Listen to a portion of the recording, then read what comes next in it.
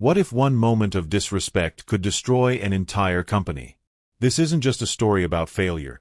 It's about the hidden power of quiet strength and the high cost of arrogance. You won't believe how one woman's calm response turned humiliation into a movement for justice. Stay with us, because the lesson at the end may change how you see leadership forever. Hit like if you believe in integrity, and subscribe now so you never miss a story that matters. Sophia Bennett stepped out of her car and looked up at the towering glass building of Anderson Enterprises. The morning sun bounced off the marble panels, making the whole place gleam like a monument to wealth and power. But she didn't pause to admire it. Dressed in a soft charcoal gray cashmere sweater and simple slacks, she moved with quiet confidence, her heels clicking gently across the pavement. There was no flashy jewelry, no entourage, nothing that screamed billionaire CEO, but anyone paying close attention would have noticed the quiet strength in her walk, the elegance in her simplicity, and the clarity in her eyes. Inside the lobby, the atmosphere was buzzing with the usual weekday energy. A tall white man in a sharp suit had just walked in ahead of her. The receptionist, a young blonde woman named Emily Foster, beamed at him, greeting him warmly and offering him water while she called up to confirm his meeting. The moment was brief, but Sophia noticed it. She always did. Then it was her turn. She approached the desk with a soft smile, her voice polite and steady. But before she could say much, Emily looked up, gave her a quick once-over, and seemed to decide she didn't belong. With a sigh of irritation, she told Sophia deliveries should go around the back. Sophia blinked, trying to make sense of the comment, unsure whether she had heard correctly. She clarified that she was here for a 9 a.m. meeting with Mr. Thomas Anderson, the CEO. But the moment she said her name, she saw the change in Emily's face. Mockery, disbelief, and something else far less professional. Without checking the calendar or the system, Emily insisted there was no such meeting, no such guest. She made it clear Sophia wasn't welcome. Still calm, Sophia gently asked Emily to check again. But instead, the receptionist raised her voice and called security, claiming there was a disturbance in the lobby. In seconds, 2 guards arrived and, without hesitation, grabbed Sophia by the arms. They didn't ask questions. They didn't give her a chance to explain. They simply pushed her toward the exit like she was a threat. Through all this, Sophia didn't raise her voice or resist. She held her head high, her expression unreadable, even as humiliation burned silently beneath the surface. From a nearby elevator, Ethan Harris, the executive vice president, stepped out. He froze for just a second when he saw Sophia. He recognized her instantly. He knew exactly who she was, one of the most powerful and influential leaders in the tech world. But instead of intervening, he stepped aside and watched it all unfold. His arms were crossed, and his face was cool, like he had been waiting for something exactly like this to happen. On the upper mezzanine, Olivia Morgan, one of the only black women in management at Anderson, had seen everything.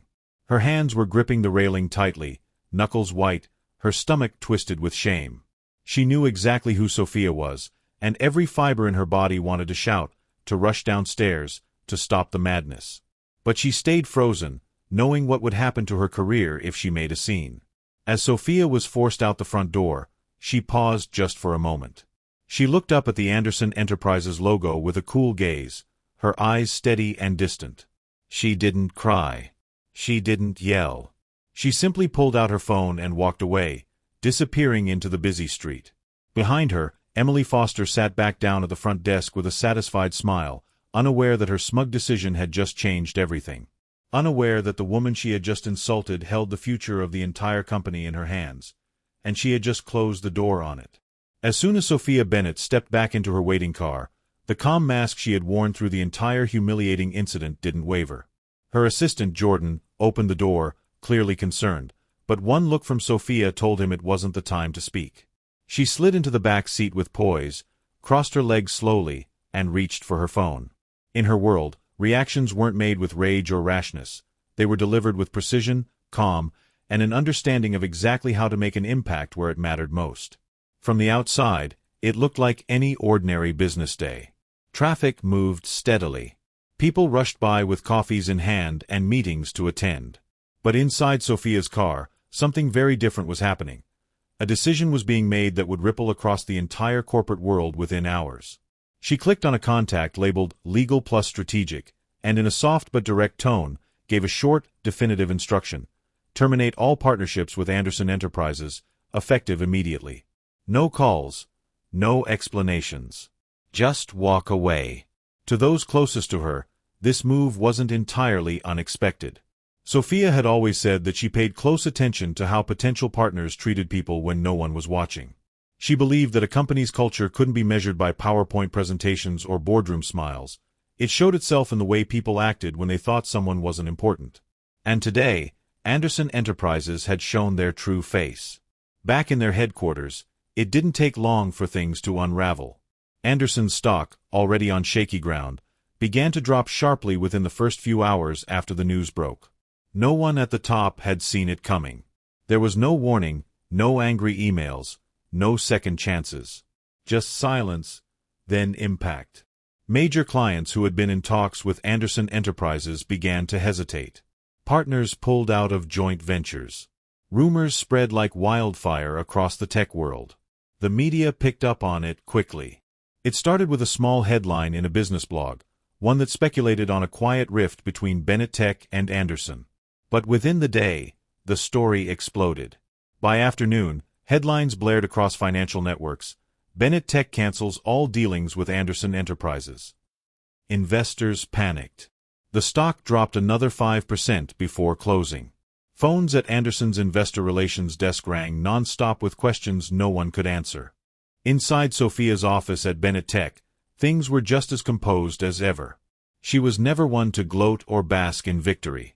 She didn't smile at the chaos she had caused. Instead, she spent the afternoon reviewing documents, preparing a public statement for the following day that would not name Anderson directly but would make her company's values crystal clear. She wanted the world to know that Bennett Tech stood for more than profit. It stood for respect, integrity, and human decency, and it would never align itself with organizations that failed to live up to those basic principles. Meanwhile, at Anderson Enterprises, the leadership team scrambled to piece together what had happened. CEO Thomas Anderson had just come out of a quarterly review when he was hit with the news. At first, he thought it was a miscommunication, maybe a technical issue or an administrative mistake. But as more details came in, panic began to creep in. People were whispering in hallways. Emails flooded in. The mood shifted from confusion to dread. No one could reach Sophia. No one could explain what had gone wrong, because the truth was, no one at the top even knew what had happened that morning in the lobby. It wasn't until later that day, when the receptionist Emily Foster casually told her supervisor about a woman she'd turned away, that someone finally put the pieces together. A quick review of the security footage confirmed it all. Sophia Bennett had been at the building that morning. She had introduced herself clearly. She had asked for her meeting. And she had been dismissed, humiliated, and physically removed. That moment of realization hit Anderson like a freight train. In the span of a few hours, one of their most important strategic partnerships had been destroyed. Not by a bad deal, not by a failed pitch, but by a single act of arrogance and disrespect in their front lobby. The worst part? It could have been avoided with a simple gesture of basic human decency. Sophia didn't need to raise her voice or file a complaint. She didn't need to threaten or argue. All she had to do was walk away, and let the consequences speak for themselves. It was a quiet kind of power, but one that left a far deeper mark than shouting ever could. And by the time the sun set that evening, the entire business world was watching. What had seemed like a private insult in a quiet lobby had turned into a public reckoning. That day, Sophia Bennett made it clear, her silence didn't mean surrender. It meant strategy. And for Anderson Enterprises, the cost of underestimating her, and misunderstanding what true power looks like, was just beginning to reveal itself. While the fallout from Sophia Bennett's withdrawal continued to shake Anderson Enterprises, another storm was quietly forming within its walls, one that had nothing to do with her visit to the building or the receptionist's arrogance. It had everything to do with something far more dangerous, betrayal from the inside. And it all pointed back to Ethan Harris. For years, Ethan had played his role perfectly. As executive vice president, he had earned the trust of the board, the admiration of junior staff, and the friendship of CEO Thomas Anderson. On the surface, he was everything a leadership team could want. Calm under pressure, articulate in meetings, and always ready with a polished answer. But beneath that exterior, Ethan had been running his own agenda. It started quietly, months before Sophia ever stepped foot in the lobby. Ethan had grown increasingly frustrated with Anderson's leadership. He believed the company was stagnant, too reliant on outdated models and too cautious to adapt. What bothered him most, however, was Thomas Anderson's plan to bring in external partnerships that could potentially shift the internal power structure, including the much-anticipated deal with Bennett Tech. The idea that Sophia Bennett, a strong and independent black woman, would be seated at the same strategy table and possibly have more influence than him was, to Ethan, unacceptable. So he did what people like him often do when they feel threatened. He took matters into his own hands. Slowly and deliberately, Ethan began communicating with James Harper, the CEO of Nexus Technologies, Anderson's biggest rival. They spoke discreetly through personal email accounts, never using company servers, always wording things just vaguely enough to avoid suspicion. But over time, the emails grew bolder.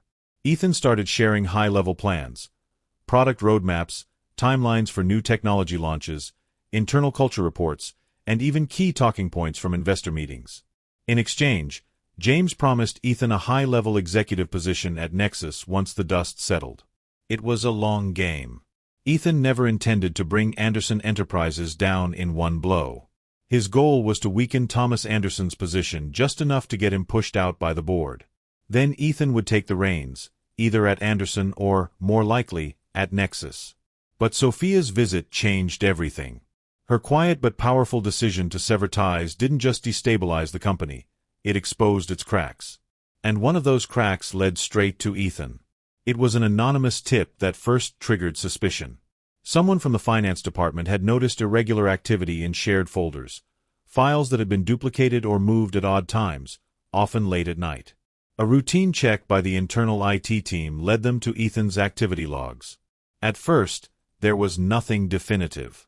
But when they looked closer, they discovered metadata linking company documents to personal devices.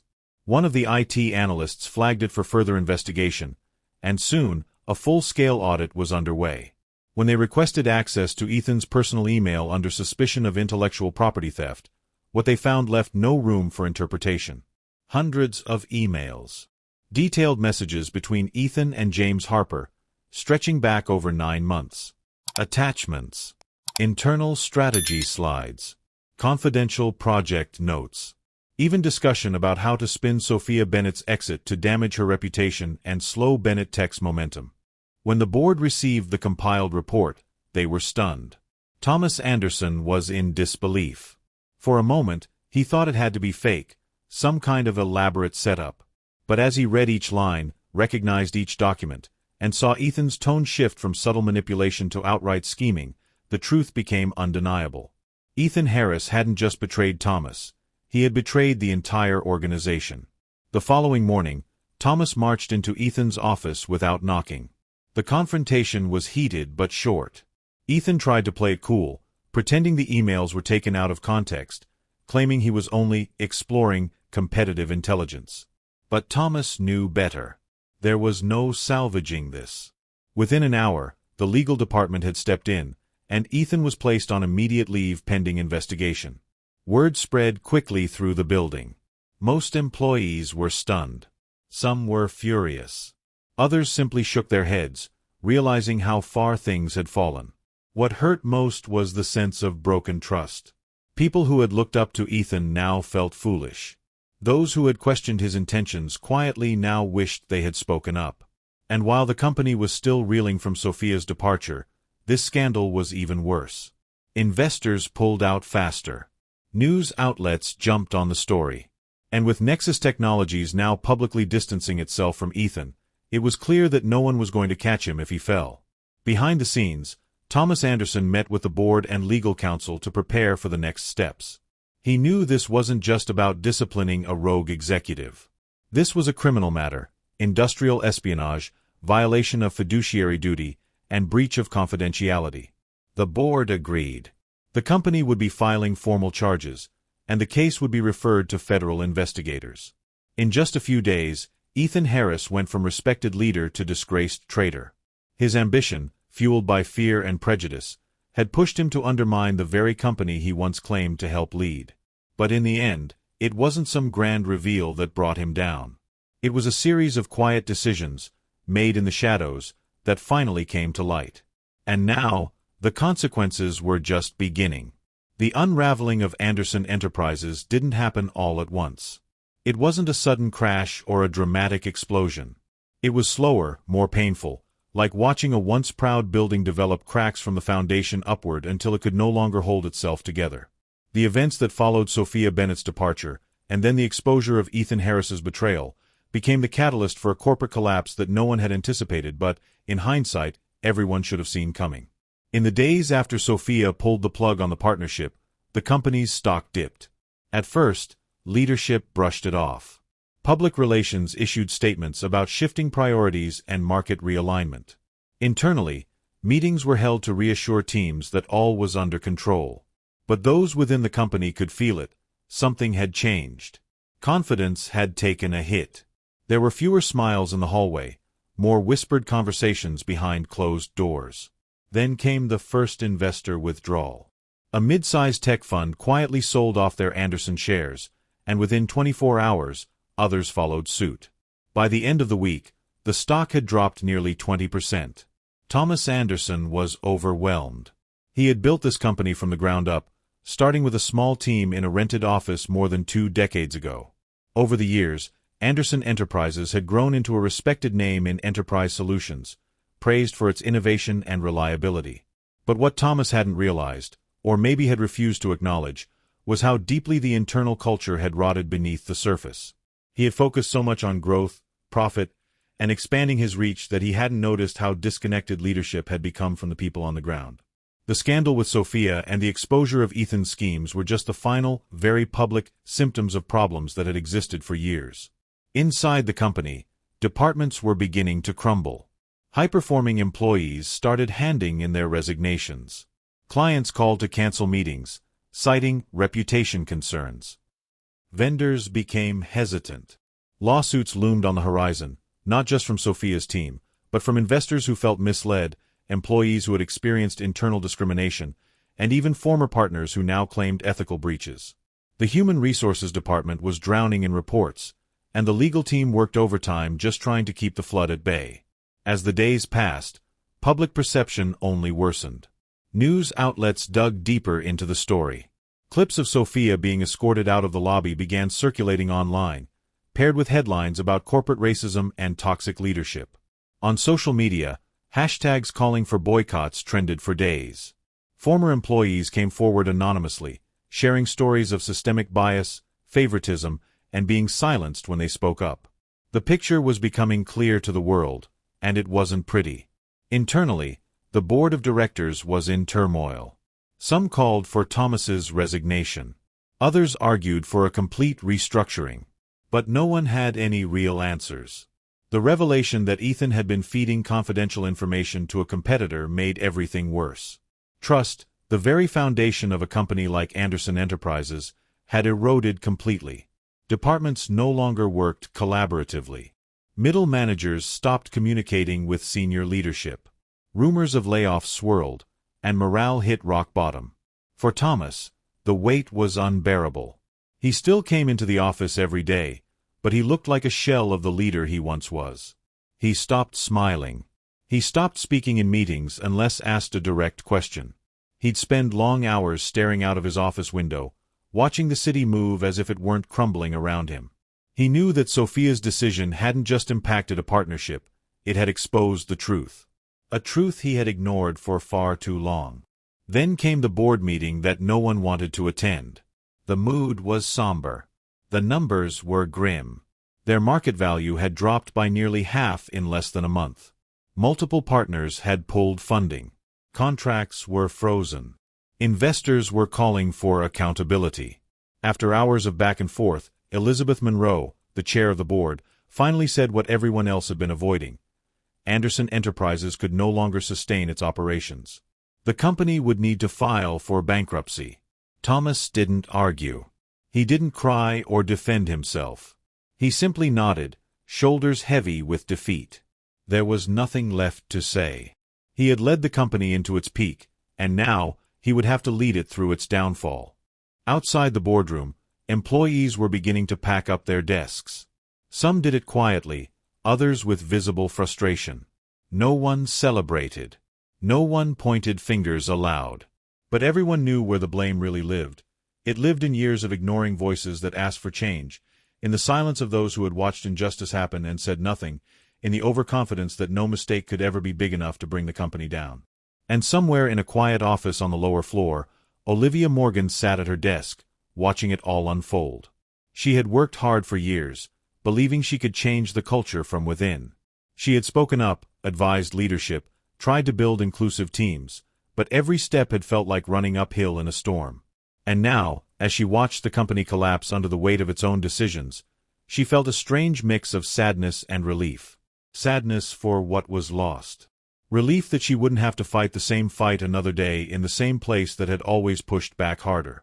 The bankruptcy announcement came quietly at first, through internal emails and closed-door meetings, then hit the media within hours. By the time the day ended, Anderson Enterprises, the company that had once been a respected name in the tech world, was finished.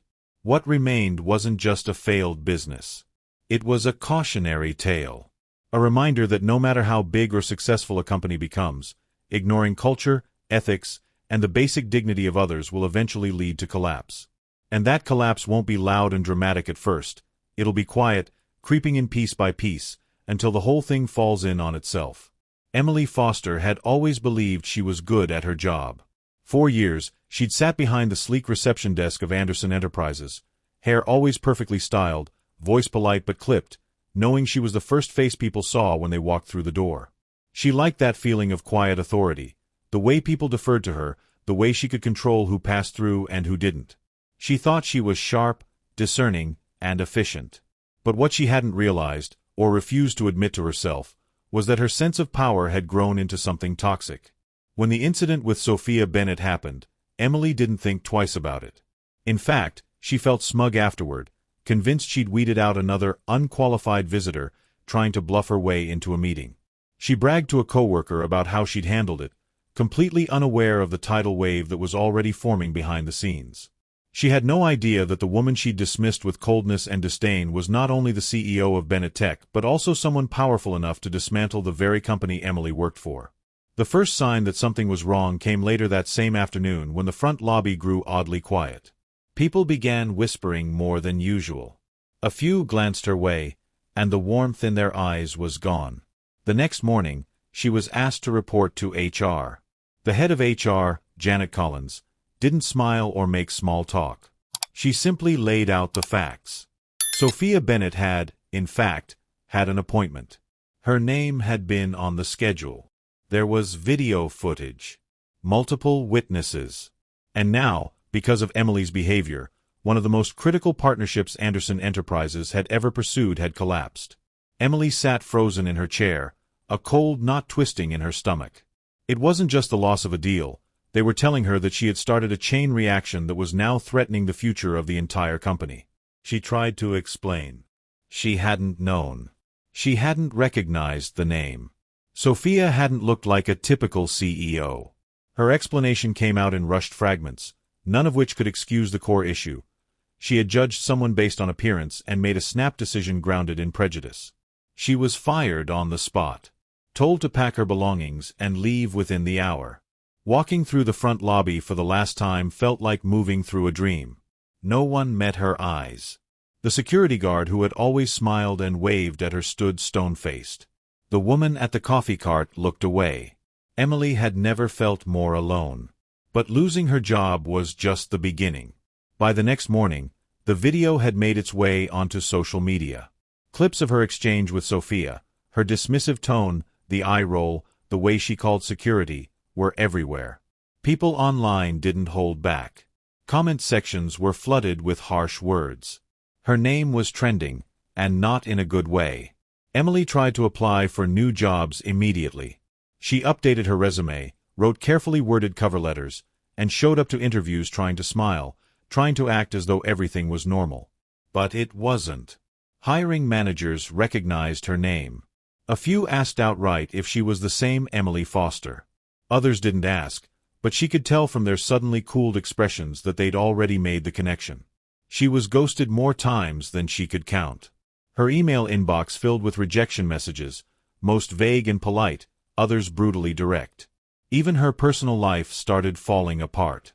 Friends distanced themselves. Some stopped responding to her texts. A few deleted her from social media altogether. She became a pariah almost overnight. The people who had once shared lunch breaks and after-work drinks no longer wanted to be associated with the receptionist who had ruined a company and shown the world what corporate bias looked like in real time. She tried to tune it out, telling herself it would blow over, that people would forget. But weeks passed, then months, and her situation only grew darker. She had to move out of her apartment when her landlord told her, in carefully chosen words, that she was making the other residents uncomfortable. She ended up renting a single room in a run-down neighborhood far from the city. Her savings quickly ran out. Then came the letter. A formal notice of legal action. Sophia Bennett was suing her personally for defamation and racial discrimination. The figure, $2 million, was printed clearly in bold at the top. Emily stared at the document, her hands trembling. She had nothing. Not even enough to hire a good lawyer. The panic hit her like a wave.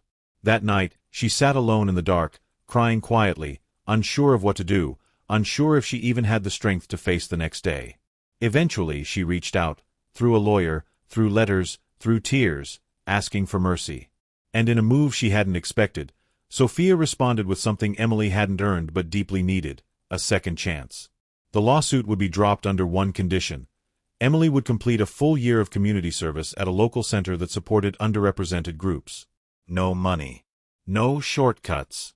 Just time, effort, and a long, humbling road to redemption.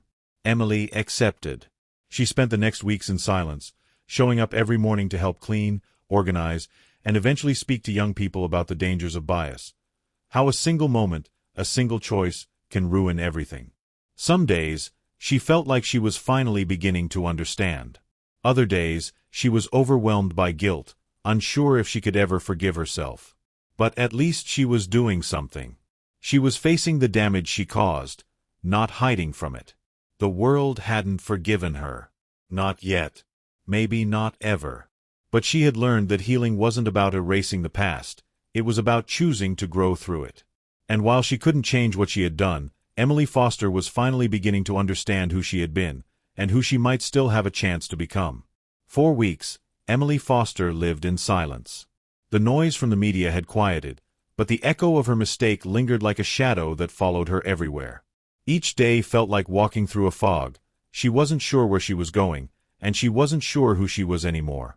She tried to stay afloat, taking small freelance jobs here and there, but nothing lasted. Employers didn't want the baggage. Strangers recognized her face. Even going out for groceries felt like a risk. Every time she caught someone staring too long, she wondered if they were judging her, remembering the video, the headlines, the comment threads. When the legal notice from Sophia Bennett arrived, it felt like the final blow. $2 million in damages. It was more than Emily had ever seen in her life. She couldn't sleep that night. Couldn't eat the next morning. She paced the tiny apartment she now called home, rereading the letter over and over, hoping it would somehow change. It didn't. In desperation, she reached out, through a lawyer, through a handwritten note, through whatever dignity she had left. She didn't expect forgiveness. She wasn't even sure she deserved it. But she asked anyway. Asked not to be excused, but to be heard. She didn't defend herself. She didn't try to explain away what she had done. She simply acknowledged the harm and asked if there was another way to make it right. To her surprise, Sophia responded. Not with anger. Not with more demands. But with a proposal. The lawsuit would be dropped. No financial damages. No public apology. But in return, Emily would have to commit to something far more meaningful. A full year of service at a community organization that focused on equity, justice, and support for minority communities. It wouldn't be glamorous. It wouldn't be easy. But it would be real. Emily accepted the offer without hesitation. Not because she thought it would make everything okay again, but because, for the first time in a long while, she saw a sliver of a path forward. It wasn't redemption, Not yet, but it was a chance to stop spiraling. A chance to stand for something, even if she had to rebuild herself from the ground up. Her first day at the community center was awkward. She showed up early, dressed neatly but plainly, clutching a small notebook like it might protect her from judgment. The staff greeted her politely, but she could sense their hesitation. Some recognized her immediately. No one said anything unkind, but the air was heavy with caution. And she understood. She didn't come in expecting praise. She came to learn. Her first few weeks were filled with quiet tasks, sorting donations, restocking shelves, helping set up chairs for events. The work was humble and honest. Slowly, faces around her began to soften. People started asking her questions, and eventually, she answered with more than one-word replies. She shared bits of her story, not the viral video part, but the parts that came after. The shame. The silence. The realization that she hadn't just hurt someone's feelings. She had participated in a culture that had been hurting people like Sophia for a long time. One afternoon, she was asked to sit in on a group discussion for young professionals of color who were navigating toxic work environments. She didn't plan to speak, but as she listened, something inside her shifted. She recognized pieces of herself, not in their experiences, but in the voices that had ignored them. She realized that, in her role at Anderson, she hadn't just turned Sophia away. She had become a gatekeeper of exclusion, someone who decided, consciously or not, who deserved to belong. Over time, Emily started speaking more. Not to defend herself, but to hold herself accountable in front of people who had every right to be angry. And strangely, they listened. Not always with warmth, but with an openness that gave her hope. They challenged her, called her out when her words lacked depth, and reminded her that learning wasn't the same as healing. Months passed. The Emily who walked into that center every day was no longer the Emily who had once scoffed behind a reception desk. She didn't speak from a pedestal. She asked questions. She listened. She admitted what she didn't know. And perhaps most importantly, she didn't expect a gold star for doing what was right. One afternoon, near the end of her year of service, she was surprised to receive a visitor. It was someone from Sophia's team, an advisor who had quietly been tracking Emily's progress. He didn't come with press or cameras. Just a simple message from Sophia. Thank you for doing the work. Keep going. Emily didn't cry, but something inside her cracked open just a little. Not from sadness, but from relief. She had spent so long fearing that one mistake had permanently defined her. And while it would always be part of her story, it didn't have to be the only part. By the time her year ended, the community center had become more than just a place she served, it had become part of her healing. She decided to stay on, not because she had to, but because she wanted to. She applied for a staff role and, after careful review and a lot of hard conversations, they accepted her.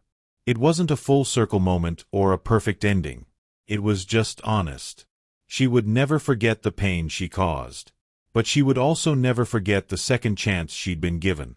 A chance not just to make amends, but to become someone better, someone who knew how to hold space, how to use power responsibly, and how to treat every human being with the dignity they deserve. In giving her that chance, Sophia hadn't just changed Emily's path. She'd quietly planted the seed for something much deeper, a personal revolution that turned regret into growth and shame into service. Months after the dust had settled, when Anderson Enterprises was nothing more than a cautionary tale in business textbooks and late-night news segments, Sophia Bennett stood quietly in front of a set of towering glass doors. The building was familiar. She had once been thrown out of it, disrespected, dismissed. Now, she owned it. But she hadn't bought it out of spite. This was never about revenge. It was about transformation. What once stood as a symbol of arrogance and exclusion would now become something entirely new. The Bennett Innovation Center. The idea had been growing in Sophia's mind long before the scandal erupted. She had always believed that real change couldn't just be spoken, it had to be built. And so, as her team began acquiring the former Anderson headquarters, she poured her heart into designing more than just a business space. She wanted to create a sanctuary for innovation rooted in equity, diversity, and access. A place where brilliant minds, regardless of race, gender, or background, could come to create, lead, and thrive without needing to prove their worth through anyone else's narrow lens. The lobby that had once echoed with judgment now carried a different energy. Walls once lined with polished portraits of uniformed board members were now covered in vibrant digital panels showcasing the work of young inventors from underrepresented communities. Natural light streamed through redesigned skylights, spilling onto collaborative spaces built for brainstorming, mentorship, and inclusive learning. Everything was intentional, from the open seating to the community cafe that welcomed both tech founders and high school students with equal warmth. And at the center of it all stood a new leader, Olivia Morgan. Sophia had known from the beginning that Olivia was the right person to lead this project. She had seen her that day on the mezzanine, standing still but burning with quiet rage and conflict as Sophia was escorted out. Later, Sophia learned about Olivia's years of service at Anderson, her efforts to make change from within, the resistance she had faced, the ideas that had been ignored. She was talented, strategic, and deeply empathetic. And perhaps most importantly, she had lived the reality the Bennett Center sought to change. When Sophia approached Olivia with the offer, it wasn't just a job opportunity. It was an invitation to help build a new blueprint for what leadership could look like. Olivia hesitated at first. She wasn't sure if she was ready, or if she was still carrying too much of the past. But deep down, she knew this wasn't just about her. It was about every person who had been overlooked, undervalued, and underrepresented in spaces that claimed to welcome the best and brightest.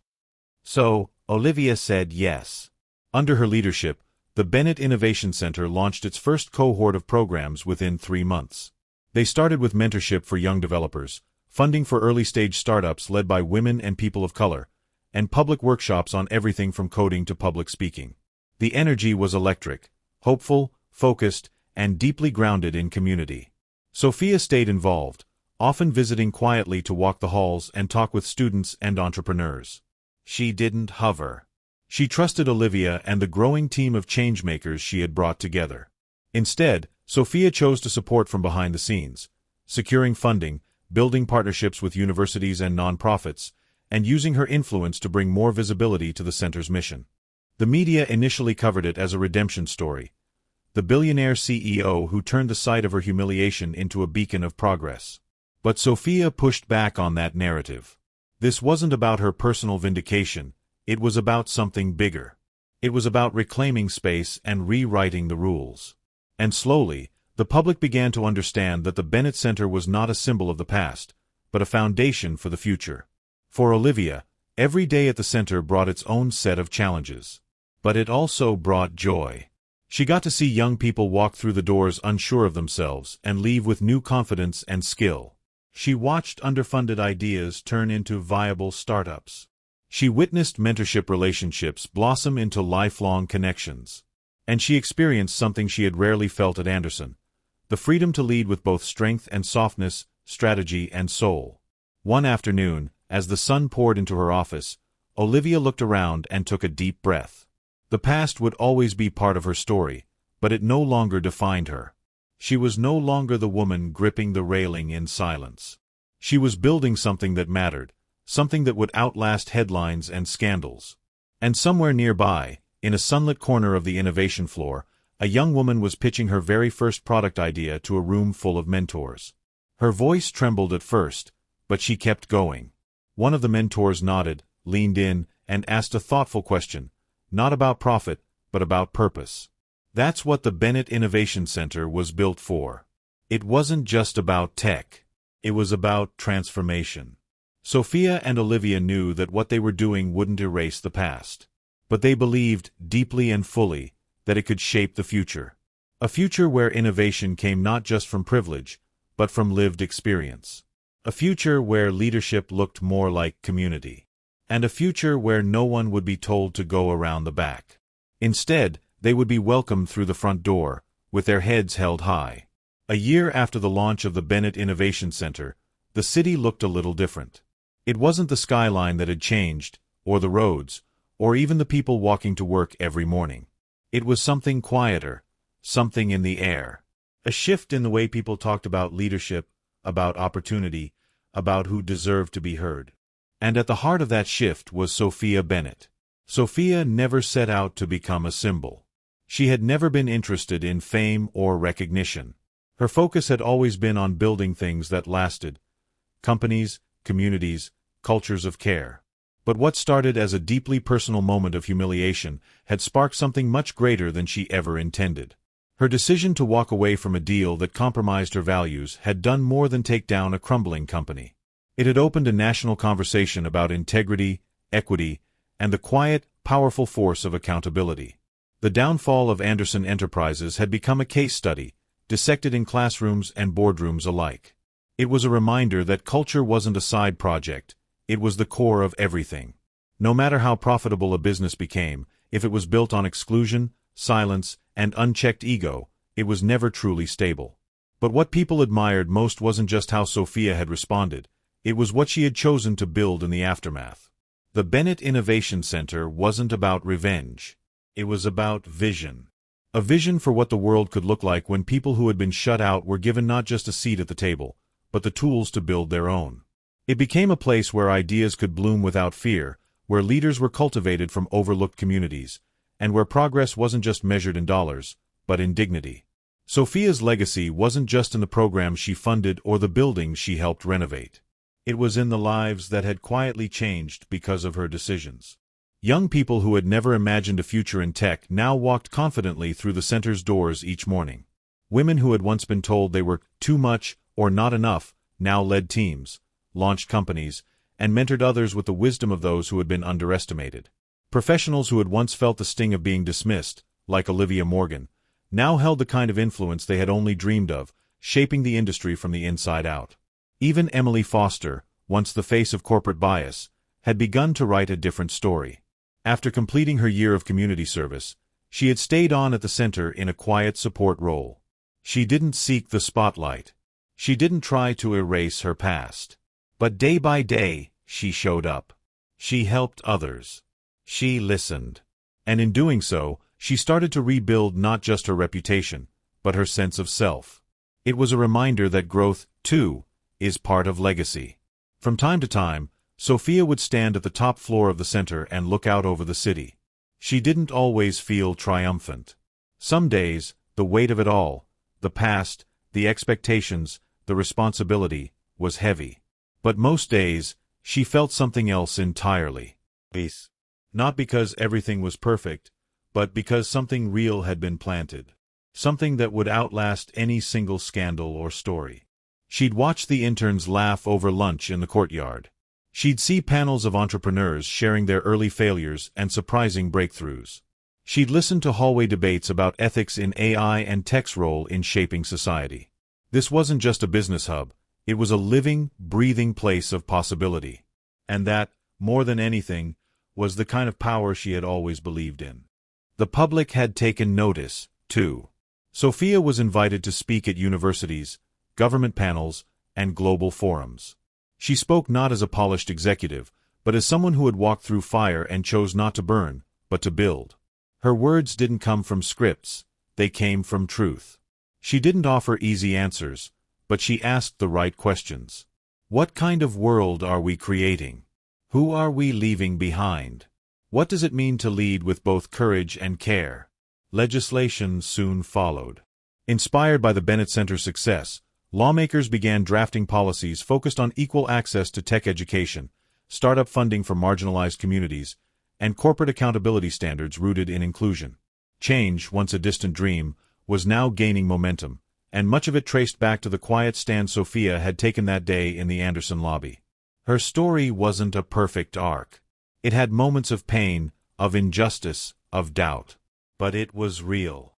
And because it was real, it resonated. It reminded people that the fight for dignity is often won in the smallest of decisions. In how we speak, in who we listen to, in the spaces we choose to make room for others. Years from now, people might forget the headlines. They might forget the name Anderson Enterprises altogether. But they would remember the woman who didn't raise her voice, who didn't fight fire with fire, but who calmly, deliberately, rewrote the narrative. They'd remember the center that grew from the ashes of exclusion. And they'd remember how it all began, with a moment of quiet strength and an unwavering commitment to what was right. Sophia Bennett never asked to be a symbol. But in the end, that's what she became, not of scandal or downfall or even success, but of what happens when humanity leads the way. Her greatest legacy wasn't the companies she built or the headlines she made. It was the message she left behind, that true power lies not in how loudly you demand respect, but in how deeply you extend it to others. In life, respect, humility, and integrity will always outlast titles, status, or wealth. Sophia Bennett's story reminds us that true strength doesn't come from reacting with anger, but from responding with wisdom. Her calm refusal to tolerate injustice, and her decision to build something better from her pain, teaches us that dignity is a quiet force, one that can bring down empires and raise up entire communities. For older audiences who have experienced both unfair treatment and the temptation to stay silent, this story is a powerful call to action. It's never too late to choose the higher road. Whether you've led a company or simply guided a family, your values leave a legacy. We may not control how others treat us, but we always control how we respond, and that response can ripple farther than we ever imagine. As you reflect on Sophia's journey, ask yourself, what kind of legacy am I building with my everyday choices? Is it one of fear, or one of fairness? One of silence, or one of compassion? Let this story be a reminder that second chances aren't just given. They're created through courage, through service, and through the commitment to do better.